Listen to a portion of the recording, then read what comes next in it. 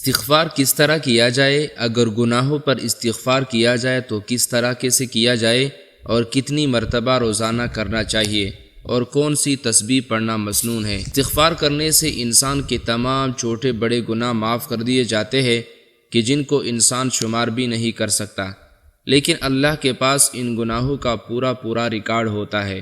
جبکہ انسان بھول جاتا ہے۔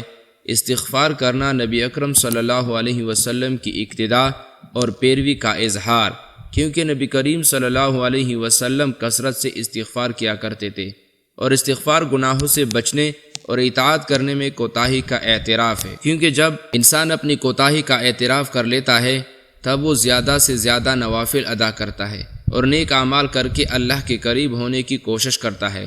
استغفار دل کی سلامتی اور صفائی کا ذریعہ ہے۔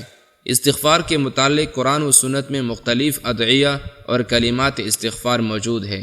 استغفار کے معنی ہے توبہ کرنا، یعنی اپنے گناہوں اور قصوروں کی معافی مانگنا اور بخشش طلب کرنا، اور اس کی حقیقت اور روح یہ ہے کہ آدمی اپنے گناہوں کو سوچے جنہوں نے اس کے نفس کو گھیر رکھا ہے، یعنی اس کو میلا اور گندا کر رکھا ہے، اور پھر اسباب مغفرت اختیار کر کے نفس کو ان گناہوں سے پاک کرے۔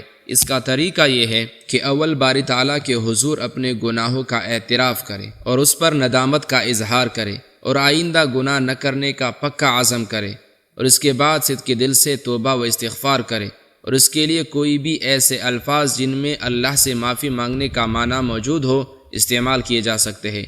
اس مفہوم کی ادائیگی کے لیے سچے دل سے استغفر اللہ بھی کہا جا سکتا ہے، اور اس کے بہترین الفاظ میں سے چند یہ ہیں: استغفر اللہ الذی لا الہ الا هو الحی القیوم واتوب الیہ، استغفر اللہ ربی من کل ذنب واتوب الیہ، اور رب اغفر لی وتب علی انک انت التواب الرحیم۔ استغفار کے کلمات تو مسلسل پڑھتے رہنا چاہیے۔ نبی کریم صلی اللہ علیہ وسلم سے ایک مجلس میں 70 مرتبہ استغفار ثابت ہے۔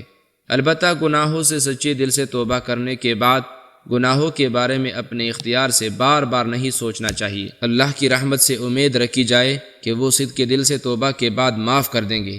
اللہ تبارک و تعالی اس مبارک راتوں کی برکت سے ہمارے حالوں پر رحم فرما دے، آمین یا رب العالمین۔